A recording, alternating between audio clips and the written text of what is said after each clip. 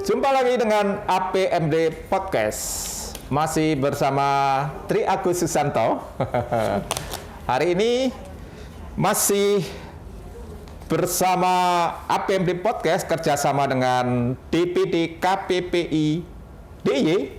KPPI adalah Kaukus Perempuan Politik Indonesia. Dalam rangka Hari Anti Kekerasan Terhadap Perempuan. Nah, bersama saya sudah ada Mbak atau Bu ini? Mbak aja ya? Iya. Mbak Retno Dewi Setianingsih, SH. Nah, kalau SH saya nggak usah tanya singkatannya apa. Beliau adalah Ketua Himpunan Wanita Disabilitas Indonesia, HWDI DIY. Ya. Nah, pemirsa semua, seperti kita ketahui, pandemi COVID-19 telah menghantam dunia ya. Okay. Dunia ya, tidak cuma Indonesia tapi dunia, hampir 2 tahun, dan dampaknya kepada semua ya, kepada semua lapisan masyarakat, termasuk perempuan disabilitas. Nah, mungkin Mbak Ratna bisa ceritakan dampak seperti apa yang dialami oleh perempuan disabilitas, terutama di DIY. Ya. Baik. Ya. Bicara dampak dari COVID gitu ya. Sebenarnya saya rasa semua itu merasakan sama. Tapi mungkin kalau bicara disabilitas dan khususnya perempuan itu mungkin lebih ini ya Pak ya. Lebih kompleks lebih gitu kompleks, ya. Karena gini. Saya akan coba ambil sampel dari sisi pendidikan gitu. Pendidikan. Ketika perempuan dengan disabilitas ada mereka misalnya kuliah gitu, yang harusnya bisa tatap muka, offline kan, sekarang programnya diganti daring. Ya. Kalau dia tidak memiliki HP Android misalnya, kalau dia tidak bisa melakukan dengan cara daring, itu juga akan menghambat ketika perempuan disabilitas ini mengakses dunia pendidikan. Pendidikan yang saya maksudkan di sini sebenarnya tidak hanya pendidikan formal ya, pendidikan non formal sendiri. Ketika kita harusnya pelatihan memasak misalnya gitu, boga gitu, itu kita juga dapat kendala ketika nggak boleh bertatap muka gitu. Ini harus jelas. Nah, kalau daring itu kan juga susah juga gitu ya. Nah, selain kendala dari ada beberapa yang memang tidak bisa mengakses online gitu ya, daring itu tadi. Nah, ini bicara pendidikan, bicara kesehatan. Kesehatan. Kami sangat merasakan dampak yang luar biasa. Ketika kami harus mengakses layanan kesehatan, ada pembatasan-pembatasan yang sebenarnya pembatasan itu nggak salah, hanya untuk mengantisipasi penyebaran COVID gitu ya. Tetapi karena yang harusnya misalnya dalam 1 hari itu tidak ada pembatasan berapapun bisa dilayani, tapi ketika kita datang sudah agak siang gitu, ternyata kuotanya sudah habis. Nah, sedangkan bicara disabilitas secara umum, layanan kesehatan itu sangat penting gitu. Sangat penting. Ibaratnya nyawa kita gitu ya. Nah, contohnya saya fisioterapi seminggu 2 kali. Seminggu 2 kali. Nah, kalau saya tidak cepat-cepat mendaftar gitu, tidak berangkat pagi gitu, padahal kita banyak kendala ya. Nah, itu juga nanti nggak bisa dapat terlayani. Bukan mereka tidak mau melayani ya, ini saya garis bawahi ya. Jadi kami tidak menyalahkan gitu ya dari sisi layanan kesehatan. Cuman memang itu sangat menghambat kami untuk mendapatkan layanan itu. Dan yang sangat ironis ketika kita benar-benar sudah terpapar COVID gitu, tidak bisa diterima karena tempatnya sudah penuh. Nah, terus gimana nasib kita? Kami sangat mengalami ya ini luar biasa yang kita rasakan ketika ada salah satu saudara kita, teman kita, dan setiap hari berguguran gitu ya, berpulang hanya karena tidak bisa mendapatkan layanan kesehatan. Nah, ini dampak yang luar biasa. Nah, kalau bicara dari sisi ekonomi jelas lah, dampak kita tuh dua-duanya Pak. Kan ketika suami kita atau pasangan kita itu di PHK atau dirumahkan, dampak ekonomi jelas ya kita ngalami. Terus lagi ketika kita seorang perempuan yang mana disabilitas, terus kita pekerja atau bukan pekerja pun, ketika kita tidak ada penghasilan, pengeluaran banyak, nah ini kan berdampak yang signifikan. Yang selain itu saya tambahkan untuk yang sisi pendidikan tadi, beban kita itu jadi bertambah gitu. Seorang ibu itu pasti akan lebih utama mengawasi anak-anaknya, mendidik, merawat dan mengasuh anak, mendampingi daring juga ya. Wah ya Allah gitu loh. Guru di rumah. Dan dari sini kita jadi tahu gitu. Bukan tidak mau tahu bahwa guru itu benar-benar pahlawan tanpa tanda jasa ya. Apresiasi juga buat guru-guru ketika anak kita itu masuk nggak bisa apa-apa, tapi ternyata setelah keluar dari sekolah, lulus atau pulang, sudah bisa baca, sudah bisa menyanyi dan lain-lain. Itu ya. Dari sisi apa lagi ya? Ya kalau kekerasan jelas Pak, ada juga Pak. Karena itu tadi. Dari sisi ekonomi itu kadang memicu terjadinya tindak kekerasan pada perempuan, apalagi perempuan itu disabilitas gitu. Nah, tetapi gini Bu, masyarakat kita itu punya punya kreativitas, sekaligus punya nilai-nilai solidaritas. Gotong royong apa meneh. Ya, semacam itu sehingga punya kreasi. Saya bahkan lihat di koran itu pertama di Jogja. Ada kreasi itu loh. Nempel-nempel. Naruh beras terus belanjaan gitu, ditaruh di cakro, kemudian ono sing kelebihan opo taruh situ, kemudian yang orang duwe tinggal ngambil. Itu hal-hal seperti itu untuk masyarakat kita itu bermanfaat, betul? Sangat bermanfaat, Pak. Tetapi sebenarnya fakta yang masih kita lihat itu bahwa di masyarakat ini masih ada stigma, Pak.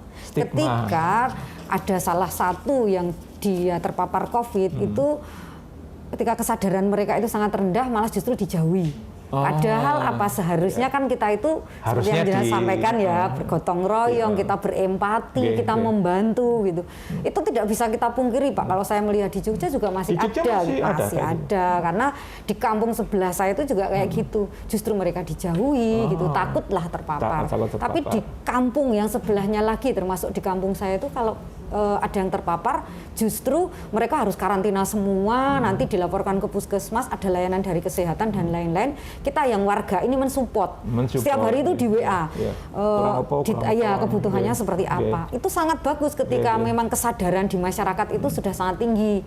Nah, kuncinya adalah harus ada sosialisasi yang menekankan bahwa sebenarnya terpapar COVID itu bukanlah sebuah aib gitu. Bukan aib, tapi justru mari kita cari solusinya, kita tangani bersama-sama bagaimana atau upaya kita untuk bisa terhindar dari COVID. Nah, kalau nggak ada kesadaran dari masyarakat kan otomatis kita juga tidak ada penanganan yang lebih baik gitu. Wah, betul, menarik. Nah, jadi tadi disampaikan oleh Mbak Ratna bahwa kena COVID itu bukan aib, tapi mestinya kita tetangga kiri kanan harus peduli, berempati. Nah, tetapi juga kenyataan bahwa di kampung-kampung atau di desa-desa itu tidak merata. Ada yang sudah memahami, ada yang belum. Itu artinya informasi juga belum merata, nggih? Informasi belum merata ke masyarakat, jadi masih ada yang percaya bahwa itu aib, ada juga yang tidak. Nah, saya beralih ke ini, Bu. Kemarin Pak Presiden Jokowi mengangkat Komisi Nasional Disabilitas. Betul. Nah, itu anggotanya banyak, saya nggak tahu berapa jumlahnya, pokoknya banyak. Tugasnya adalah untuk kurang lebih memastikan agar pemerintah menjalankan undang-undang agar penyandang disabilitas dalam tanda kutip terlayani atau mendapat haknya, kurang lebih sepertilah. Nah, apa pandangan atau harapan Mbak Ratna terhadap Dewan atau komisi mereka yang duduk di sana gitu ya? Tentunya saya secara pribadi dan juga mewakili masyarakat disabilitas pada umumnya gitu ya, berharap bahwa beliau-beliau yang duduk di sana mewakili kami ini bisa benar-benar nanti melakukan sebuah advokasi gerakan yang mana gerakan itu akan memberikan layanan di tingkat bawah ya, karena kan kebijakan ya, beliau-beliau itu di sana berada di tingkat kebijakan baik dari lokal, nasional maupun internasional, karena mereka adalah wakil kami yang duduk di sana yang lebih bergerak di bidang advokasi supaya nanti benar-benar hak dari masyarakat disabilitas itu bisa dipenuhi oleh pemerintah dan juga masyarakat pada umumnya. Karena kalau bicara pemenuhan hak itu hanya oleh pemerintah itu nonsen banget gitu, tanpa adanya kerjasama dari pihak-pihak atau stakeholder terkait gitu. Semoga mereka amanah dan bisa mengemban tugas dengan baik, menjadi wakil dari kami, seperti kalau kita melihat DPR gitu ya, wakil-wakilnya rakyat. Tapi ini kami bersyukur sudah ada KND dan terima kasih buat Pak Jokowi yang sudah mengabulkan permohonan kami. Semoga memang hak dari penyandang disabilitas ini dapat dipenuhi oleh pemerintah dan juga masyarakat pada umumnya. Ketika masyarakat itu memang sebagai stakeholder terkait gitu ya. Nah, kalau masyarakat kan mereka tidak punya kewajiban untuk sebenarnya ya memberikan mereka tidak punya kewajiban untuk memenuhi hak kami, tetapi tentunya ini harus ada keterkaitan dan juga kerjasama yang baik. Nah, gitu Bapak. Oke, terakhir Bu, saya ingin Ibu menyampaikan sesuatu kepada teman-teman yang nonton, APMD Podcast ini, bagaimana harus menyikapi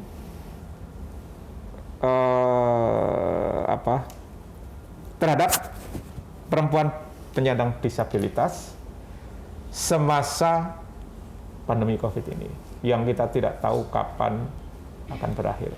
Sebaiknya seperti apa? Sekaligus juga himbauan Mbak Ratna kepada teman-teman penyandang disabilitas. Ya, baik. Bapak, Ibu, dan rekan-rekan sekalian, melihat kondisi saat ini, kita semua sudah mengalami. Kita banyak sekali berduka ketika saudara, teman, keluarga kita itu berpulang karena COVID. Siapa sih sebenarnya yang mau gitu ya terpapar COVID dan juga mendapatkan sanksi sosial dari masyarakat yang masih ada sampai hari ini gitu. Nah, mari kita semua berempati, kita juga menyikapi ini dengan bijaksana gitu.